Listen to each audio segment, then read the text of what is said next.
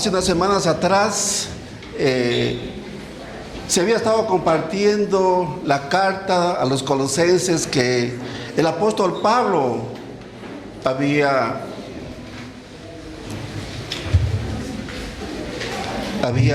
escrito para esta iglesia. Y no solamente para esta iglesia, sino para todos los creyentes. Realmente es una carta muy extraordinaria porque podemos encontrar cuánta enseñanza a través de ella. Y es una carta donde Pablo hace una exaltación a lo que es Cristo en su preeminencia y en la plenitud. Cristo es todo. No hay nada sobre Él. Todas las cosas están bajo Él. Por Cristo ha sido reconciliada todas las cosas ante Dios. Eso lo dice en el capítulo 1, desde el 15 en adelante. Lo que trata de decir y enseñarnos Pablo es que Cristo para nosotros es todo. Allí está todo, todo el conocimiento, la sabiduría. El pastor Juan Diego la semana anterior culminó el primer capítulo de los Colosenses. Y me gustó mucho porque a través de esta enseñanza podíamos ser enseñados como Pablo decía que ha sido llamado a ser ministro de Dios. Ministro a predicar, ministro a servir. Y realmente es el anhelo de Dios que todos nosotros podamos adquirir esa madurez, esa capacidad para que algún día también nosotros podamos anunciar las buenas nuevas a otros. Y para eso tenemos que también crecer, madurar espiritualmente. Porque realmente cuando nosotros abrimos nuestro corazón a Cristo y Él entró en nosotros, desde allí comenzó nuestro crecimiento en Cristo. ¿Y cómo podemos crecer en Cristo? A través de su palabra.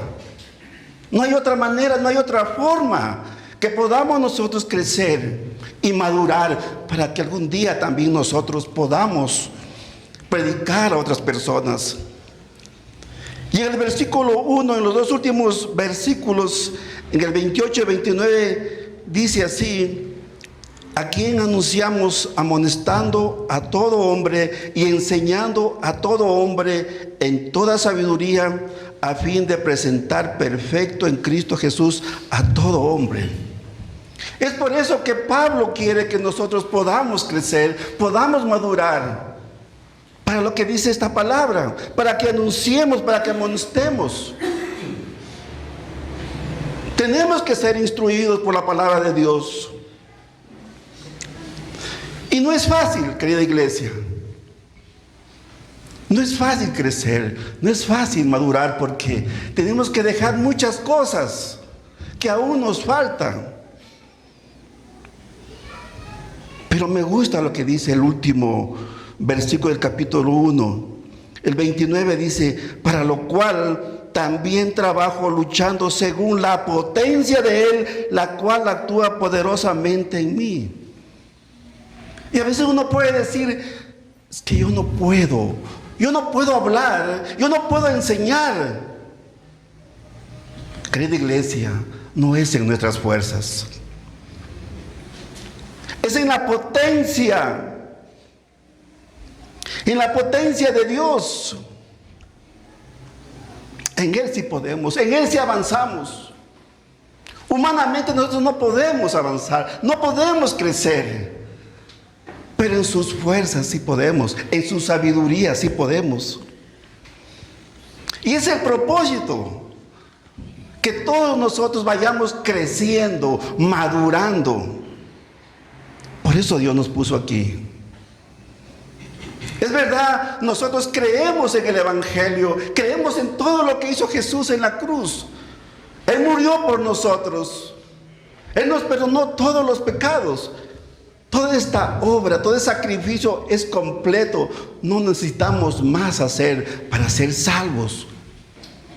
Pero a veces nos quedamos allí Y podemos decir, bueno, yo ya creo en Jesucristo, ya soy salvo.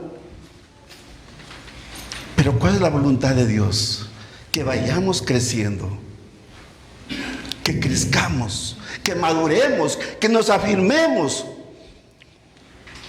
Y eso es lo que quería el apóstol Pablo a los colosenses.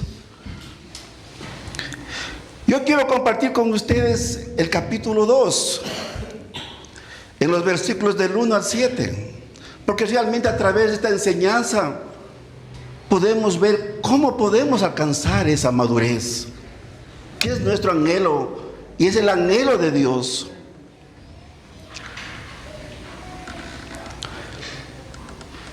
Vamos a Colosenses 2, versículo 1.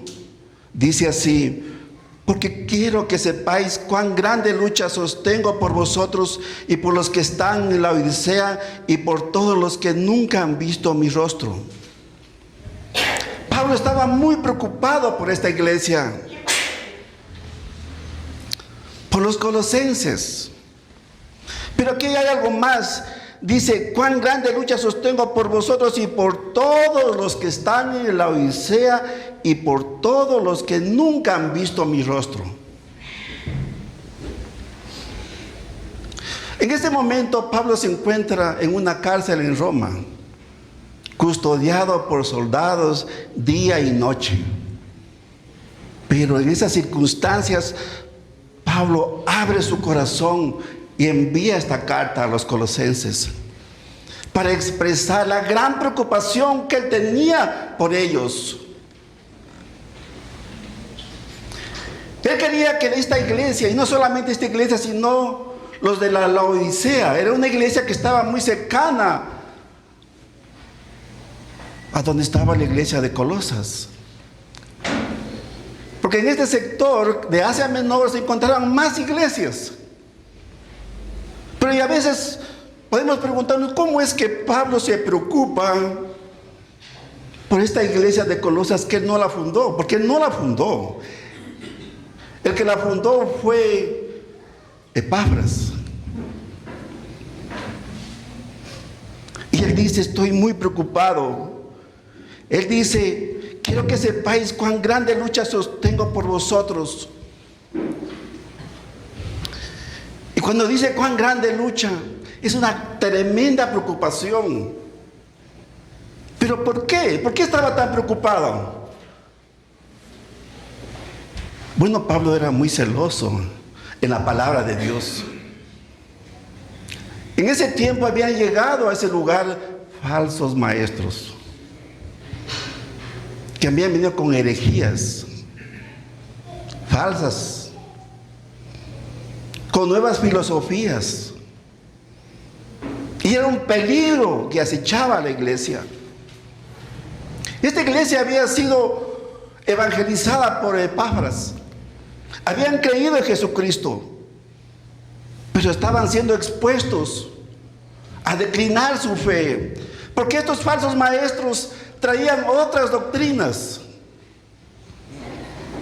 y trataban de hacer confundir a estos hermanos. Por eso Pablo quería que ellos estén seguros, firmes en la fe, que no se dejen engañar. Pablo no podía ir físicamente a visitarlos, no podía ir a enseñarles, no podía ir a advertir lo que estaba pasando. Él había sido informado aquello, pero sí podía hacer algo que todos podemos hacer. Aunque aquí no dice esta palabra orar, querida iglesia, pero él dice, estoy preocupado por ustedes. Estoy orando por todos ustedes y aún por los que no me conocen. Este es un problema para todos. A veces nos cuesta orar por los que conocemos, ¿verdad? Nos cuesta orar por nuestros hijos, por nuestras familias. ¿Y cómo vamos a orar por los que no conocemos? Pues aquí hay una gran enseñanza de Pablo para la iglesia. ¿Qué nos dice? Que debemos orar por todos, por la iglesia en general, por todos los creyentes. que aún no conocemos. Yo cuando preparaba este mensaje, yo fui muy redargüido. Digo, si a veces a nosotros nos cuesta orar por los de esta casa, pero Pablo oraba por los demás. Y es una demostración de un verdadero siervo. Y a eso nos quiere llevar Pablo a nosotros. Que debemos orar por todos. Que debemos interceder. ¿Para qué? Para que Dios siga obrando en sus vidas. ¿Y por qué debemos orar, querida iglesia? Debemos orar para que todo lo que el hombre no puede alcanzar o lograr, Dios lo haga. Por eso debemos orar. Todo lo que el hombre no puede, Dios lo puede. ¿Por qué? Porque Dios es el Dios de los imposibles. Y es lo que hacía Pablo. Él no podía ir físicamente, pero sí podía orar. Y constantemente. Eso es orar. Oramos también cuando reconocemos que somos incapaces de enfrentar cualquier situación. Sin Dios, sin Cristo, no podemos enfrentar los problemas, las situaciones. No hay cómo, no se puede hacer. Nadie tiene la suficiente capacidad, sabiduría o entendimiento para enfrentar a todo tipo de situaciones. Solo podemos alcanzar y lograr cuando estamos en Cristo. ¿Por qué también oramos? Como una expresión de amor. Oramos por los demás porque realmente los amamos. Yo pregunto, querida iglesia, ¿oran ustedes por sus pastores? ¿Oran ustedes por sus líderes? ¿Oran ustedes por los diáconos? ¿Oran ustedes por todos en general? No es fácil. Por eso este mensaje es muy poderoso. Y nos invita a hacer lo que Pablo hacía, a orar permanentemente por todos. Qué lindo es saber cuando uno se sabe que alguien está doblando rodillas, está orando por nosotros. Qué lindo, qué maravilloso. Y uno puede decir, en verdad, esta persona me ama. Saben que la oración es una expresión de amor. Y es algo que debemos hacer todos como iglesia. Orar los unos por los otros. Orar por los demás. Para que seamos fortalecidos. Y en el versículo 2, Pablo va a ser bien específico por qué oraba él. Vamos al versículo 2.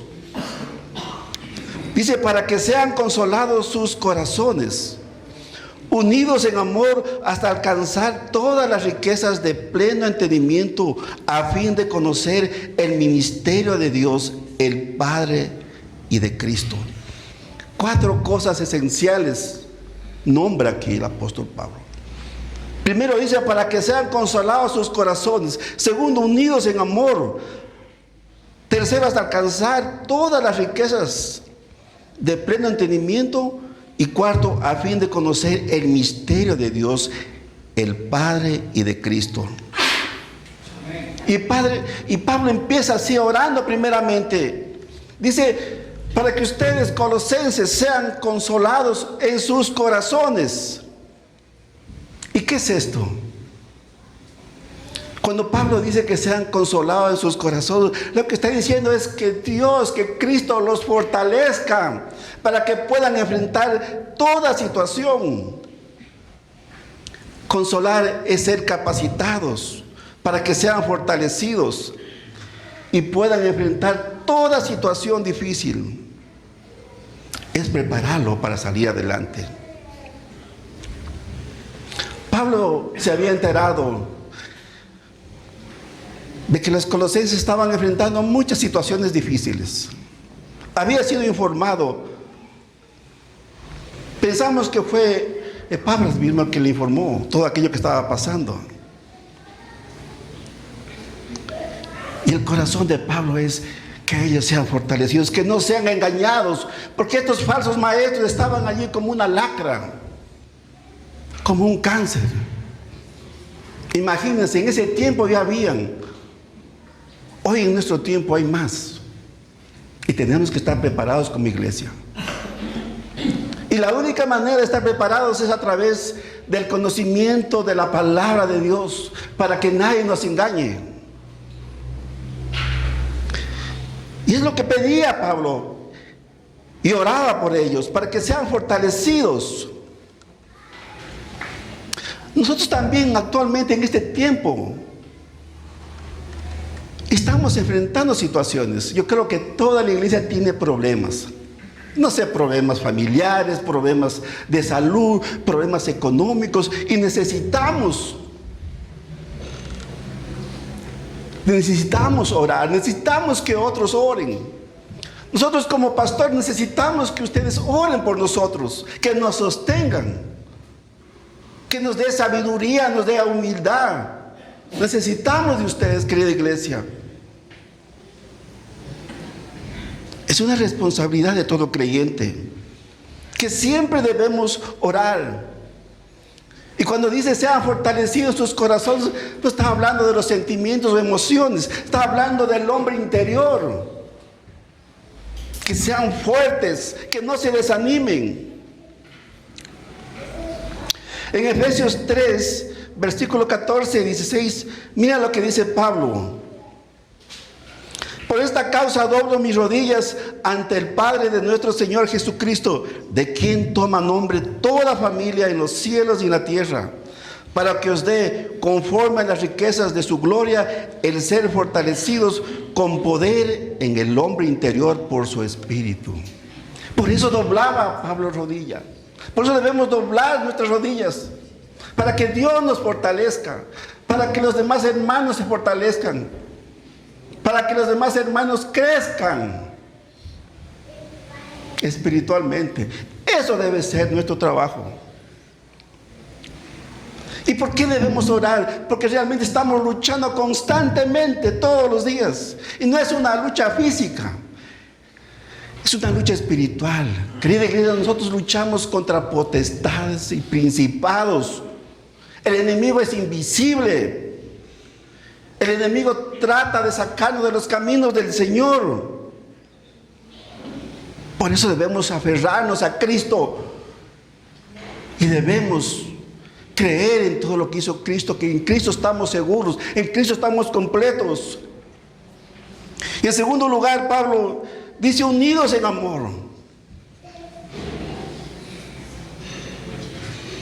Esto es básico. Una iglesia unida en amor es poderosa. ¿Lo creen? Es lo que dice.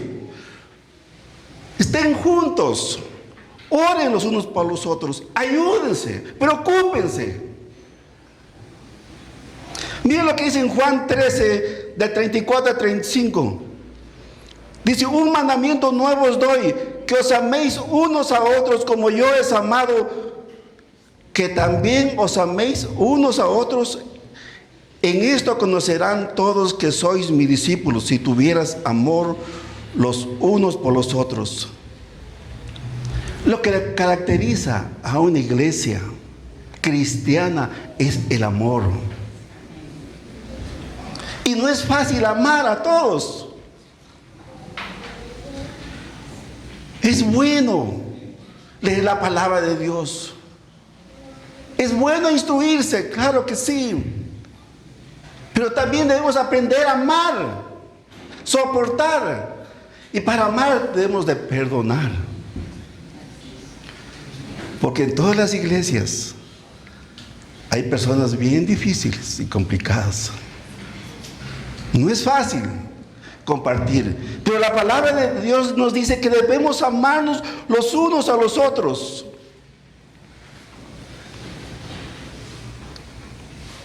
Si practicamos ese amor que nos dice Dios, vamos a crecer, hermanos. Nadie puede crecer si no practica el amor de Dios con los demás. Nadie. Es imposible. Porque nosotros hemos sido sellados con el Espíritu Santo. El Espíritu Santo es de poder, amor y dominio propio. Si alguien dice, yo no quiero congregarme porque alguien me cae mal, algo está pasando. No puede haber eso. O yo detesto a esta persona. Como iglesia no debe existir eso, hermanos. Debemos amar, debemos soportar. Y si hay que corregir a alguien, debemos corregir con la palabra. Así que no se ofendan si algún pastor les dice, hermanos, esto está pasando en sus vidas, tienen que hacer ciertas cosas para ser corregidos, porque la corrección, la disciplina también es parte del amor. Porque muchos malinterpretan y piensan que amar es soportar todo. No, de ninguna manera. La Biblia es bien clara y dice que el que ama corrige. Así es que no se resientan, querida iglesia. Uno para crecer necesita ser corregido, necesita ser disciplinado, pero de acuerdo a la palabra de Dios. Y no es un amor de tipo emocional, es un amor sacrificial. Porque no es fácil amar a todos. Fácil es amar a las personas que se portan bien chévere, que son recíprocas, bonito, lindo. Pero ¿y el resto? No es fácil. Solo con la ayuda de Cristo lo podemos hacer. Por eso en Efesios 4, del 14 al 16 dice, sino que siguiendo la verdad en amor, crezcamos en todo, en aquel que es la cabeza, esto es Cristo, de quien todo el cuerpo bien concertado y unido entre sí por todas las coyunturas que se ayudan mutuamente, según la actividad propia de cada miembro, recibe su crecimiento para ir edificándose en amor. ¿Cómo podemos crecer? En amor. Porque donde hay amor, ahí está Cristo. Es el ejemplo de Cristo. Cristo lo demostró en la cruz del Calvario. ¿Qué muestra más grande de amor? Un amor sacrificial. Él lo dio todo por nosotros. Él lo hizo todo. Por eso es importante estar unidos en Cristo. Por eso es importante estar preocupándonos los unos por los otros, porque en eso demostramos el amor.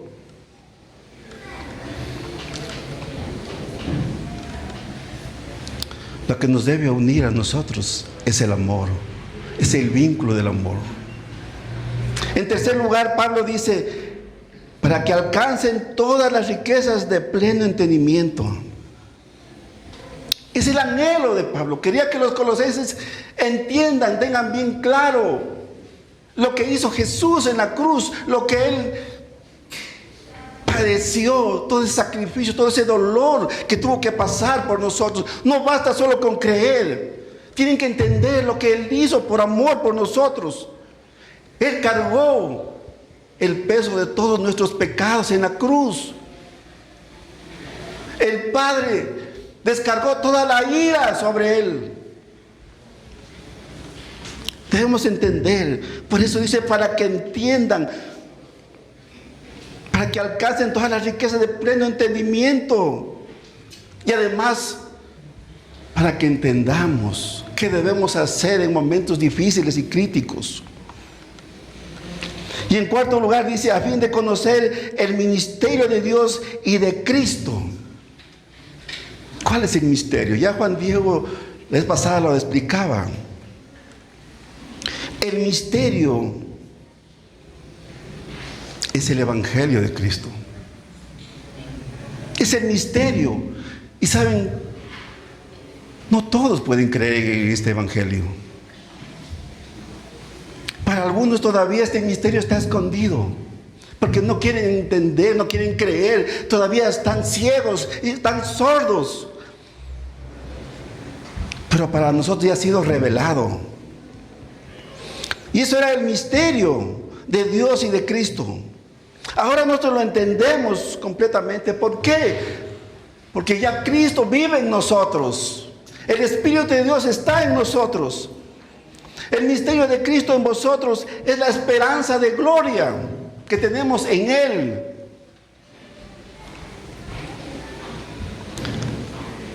Antes los israelitas pensaban que solo la salvación era para ellos.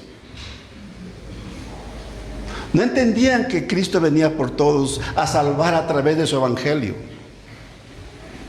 Porque cuando somos salvos nosotros, cuando escuchamos el evangelio, creemos en el evangelio, cuando estamos seguros que todo lo que hizo Cristo en la cruz fue por nosotros, allí somos salvos.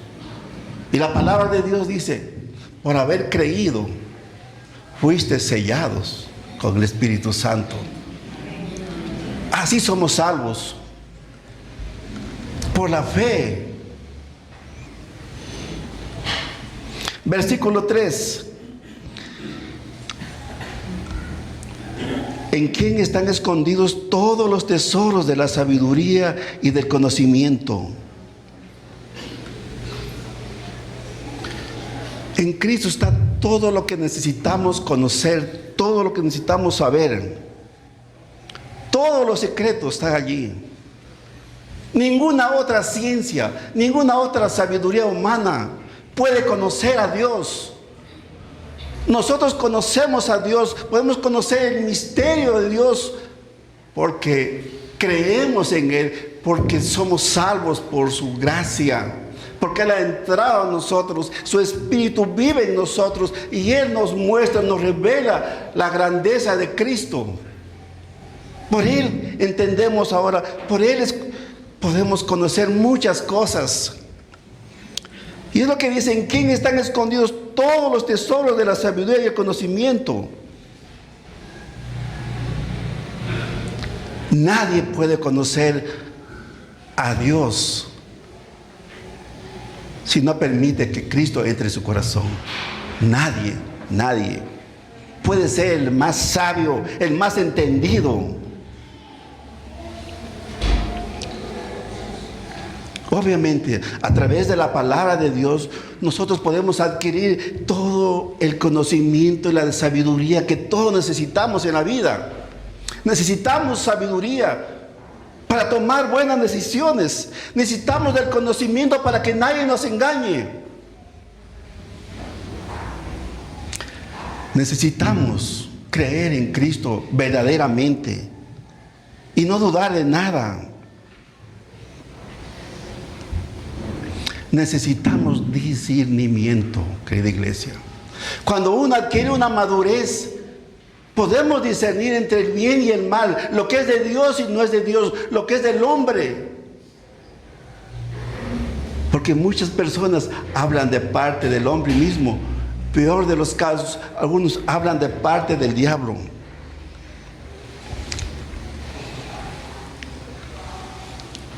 Y todo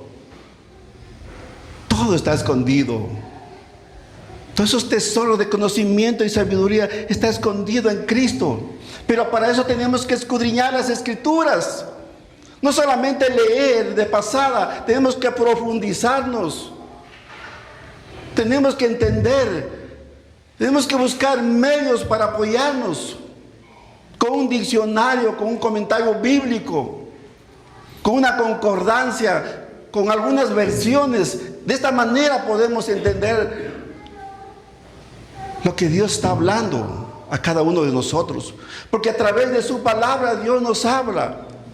A través de su palabra Dios nos da sabiduría, nos corrige, nos instruye, nos capacita. Todo lo hace a través de su palabra. Y así podemos crecer. Y es por eso que Pablo oraba por los colosenses, para que ellos sepan y entiendan todo eso, que en Cristo están seguros, que están firmes y no se dejen engañar por lo que estaba sucediendo en ese tiempo. Versículo 4: y esto lo digo para que nadie os engañe con palabras persuasivas. Es la preocupación de Pablo por la iglesia en ese tiempo y hoy en día también. Hermanos, estemos preparados para que nadie nos engañe con palabras persuasivas, con palabras engañosas, con palabras seductoras, porque estamos expuestos a eso. Si antes había falsos maestros, hoy en día hay más. Solo métanse a las redes sociales por un momento, a YouTube, y encuentran a predicadores, a evangelistas, que utilizan estas palabras persuasivas para convencerte. Y no te están hablando del verdadero evangelio. Prefieren hablar de la prosperidad. Y te mienten y te engañan. Y te dicen, ¿cuántos quieren ser ricos? ¿Y a quién no le gusta ser rico? ¿A quién no le gusta tener dinero? A todos. Pero eso no es el propósito de Dios. Jesús no vino a hacernos ricos. O bueno, sí nos vino a ser ricos, pero en Él, en conocimiento y en sabiduría.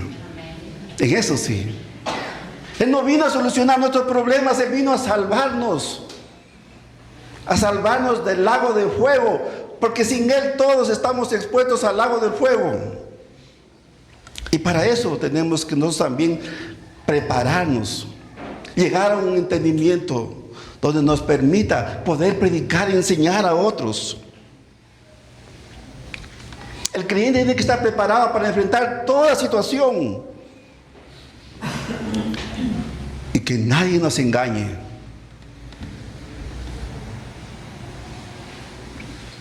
¿Y cómo no podemos ser engañados? Cuando conocemos la verdad. ¿Y dónde está la verdad? En su palabra. No podemos más. Y es lo que quería que los colosenses estén seguros, porque ellos estaban siendo expuestos totalmente. Trataban de judaizarlos. Y les decían, no está bien, ustedes creen en Cristo, está bien, pero necesitan ser circuncidados. Necesitan hacer este sacrificio para que sean salvos. Hermanos, todo lo que hizo Jesús es suficiente. No necesitan más. Necesitan creer y caminar en Él todos los días. Porque esta vida empieza cuando recibimos a Cristo en nuestro corazón. Desde allí empieza nuestro crecimiento día tras día. ¿Cómo? A través de nuestra vida cotidiana. Y tenemos que reflejar que en realidad hemos nacido de nuevo. Tenemos que reflejar y mostrar que Cristo vive en nosotros. Y también estar preparados para que nadie nos engañe. Es fácil ser engañados cuando uno no está seguro. Podemos caer en la tentación. No es así, hermanos. La palabra de Dios es tan clara y es tan poderosa. Versículo 5. Porque aunque estoy ausente en cuerpo, no obstante en espíritu estoy con vosotros, gozándome y mirando vuestro buen orden y la firmeza de vuestra fe en Cristo. Lo que está diciendo Pablo, dice, ustedes están en Cristo, no se muevan de allí. No se vayan por otro camino, como les pretenden engañar estos falsos maestros. Quédense allí, ustedes están seguros en Cristo. Pero aquí hay algo muy interesante y dice más adelante, dice, gozándome mirando vuestro buen orden y la firmeza en vuestra fe en Cristo. Estos hermanos no habían cedido al embrujo de estos falsos maestros. Por eso dice, Pablo dice, gozándome, porque él sabía que Dios había obrado en ellos poderosamente y no se habían dejado engañar. Y veía el resultado de lo que él oraba por ellos. Esa gran preocupación que él tenía por ellos había surtido efecto. El Señor los había fortalecido a los colosenses y no se habían dejado engañar. Por eso les dice, y mirando vuestro buen orden y la firmeza en vuestra fe en Cristo. Algo que no pasó con la iglesia de la Odisea. A pesar que Pablo oraba por la Odisea también, esta iglesia sí fue de alguna forma engañada. Porque si no me equivoco, en Apocalipsis 3 habla de esta iglesia, la Odisea. Es considerada como la tibia. Se dejaron persuadir por estas doctrinas, por estas herejías. Por eso tenemos que tener mucho cuidado. ¿Qué estamos escuchando? ¿Qué estamos mirando? Aprendamos a discernir lo que realmente nos conviene. Y se tenían buen orden y firmeza en Cristo. Y aquí utilizo un término militar. Ustedes son bien ordenados.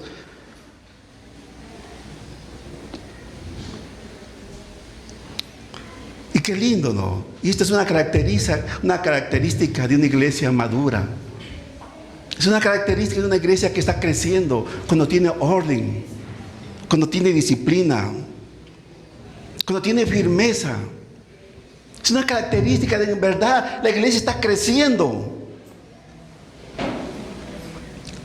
Es maravilloso, ¿no? Cuando nosotros podemos ver en la vida de ustedes que hay firmeza, que hay orden, que sus vidas están ordenadas, que van creciendo, que anhelan crecer más, que buscan, que vienen al instituto ministerial a conocer más del Señor. Qué lindo es saber. Versículo 6 dice: por tanto, de la manera que habéis recibido al Señor Jesucristo, andad en Él. Es una conclusión de lo anterior. Una iglesia que es madura vive en Cristo constantemente. Estos hermanos habían recibido a Cristo. ¿Cuándo? Cuando creyeron en el evangelio que les habían predicado. Y es lo que pasó con nosotros también. ¿Por qué estamos aquí? Porque alguien nos predicó el evangelio, porque hemos creído en el evangelio de vuestra salvación, hermanos, y es para alegrarse. Ya no somos, ya no vamos a ser condenados. Qué buena noticia. Debemos andar. Por tanto, de la manera que habéis recibido al Señor Jesucristo, andad en Él. Lo que significa que siempre Jesucristo debe ser el centro de nuestra vida. Debe ser como un eje que nosotros giramos a su alrededor. Que nosotros siempre tenemos que estar dispuestos a obedecer sus mandamientos. Vivir en Cristo significa vivir unidos en Él. Se trata de andar en el Espíritu, de vivir una vida controlada por el Espíritu Santo, siguiendo su camino, andando por el mismo camino que Él trazó. Eso es vivir en Cristo, ser dirigidos por el Espíritu Santo. Primera de Juan 2:6 dice: el que dice que permanece en Él debe andar como Él anduvo.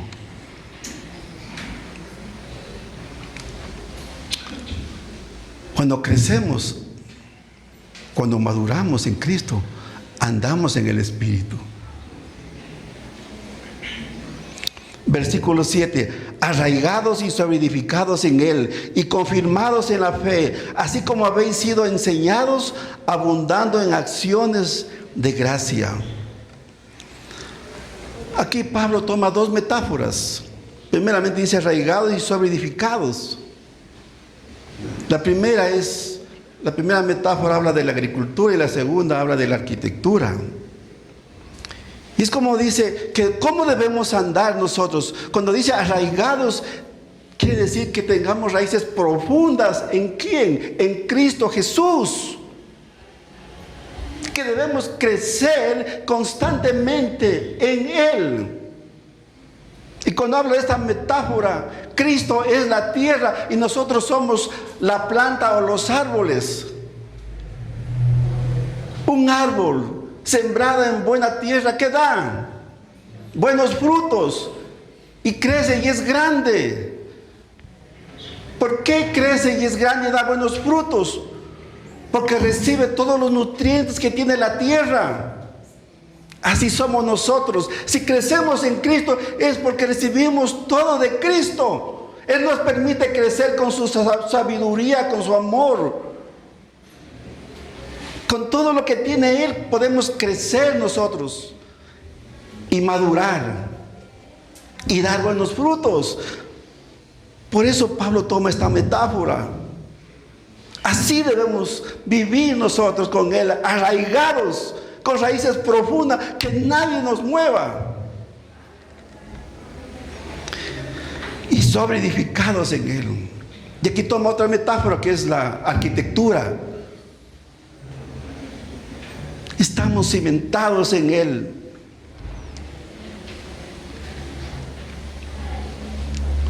Estamos plantados en Cristo y vamos a crecer en Él todos los días. Vamos a ser sobreedificados sobre Él. Él es nuestro fundamento y en Él vamos a crecer todos los días. Todos los días vamos a crecer porque estamos plantados en Cristo y nada nos va a mover. Nadie. Pueden venir otros con falsas doctrinas. Pueden venir otros con filosofías. Nadie nos va a convencer, nadie nos va a mover de lo que nosotros creemos en Jesucristo y en su Evangelio. Por eso Pablo quiere que nosotros resistamos. Y debemos estar preparados, debemos estar capacitados. Una iglesia madura está confirmada en fe. Hermano, nuestra fe tiene que estar solamente en Cristo Jesús. Pablo dijo a los romanos que el Espíritu daba testimonio que éramos hijos de Dios. ¿Cuándo el Espíritu da testimonio que somos hijos de Dios? Cuando creemos y andamos como Él. Ahí el Espíritu da testimonio que en verdad somos hijos de Dios. Y finalmente, una persona que ha adquirido madurez vive en acciones de gracia, como dice el versículo 7 al final. Una persona que ha adquirido madurez vive en acciones de gracia. Hermanos, cuando nosotros creemos y pensamos y recordamos lo que Cristo hizo en la cruz, es más que suficiente para que nosotros vivamos siempre dándole gracias a Dios. ¿Quiénes éramos antes de conocer a Cristo? Unos miserables pecadores, esclavos del pecado. Pero por su gracia y misericordia, por su amor, Cristo nos perdonó y nos salvó del fuego. ¿Qué más motivos tenemos para darle gracias y no estar quejándonos de lo que nos pasa? Todos los días debemos levantar las manos y decirle: Señor, gracias por este nuevo día. Gracias por darnos la vida, la salud. Gracias por salvarnos. Es un motivo más grande y suficiente para siempre vivir agradecidos de parte de Dios. Si en verdad una iglesia madura ha crecido, es cuando le damos gracias a Dios en todo. En todo. Y de esta manera estamos glorificando a Dios con todo lo que hacemos y con todo lo que vivimos, querida iglesia. Como dice su palabra, que todo lo que hagáis, hacedlo como para el Señor. Cuando nosotros creemos en Jesucristo, lo hacemos todo para el Señor con amor. Y eso quiere Pablo para toda la iglesia, que tengamos bien claro lo que debemos de vivir, lo que debemos de creer. No necesitamos otro conocimiento. Es bueno leer otros libros, es bueno instruirse, pero todo el conocimiento que no sea de parte de Dios no nos salva. El único conocimiento, la única sabiduría que nos lleva a la fe en creer en Cristo es a través de su palabra. ¿Cuántos lo creen? Amén. Póngase de pie, querida iglesia. Vamos a orar.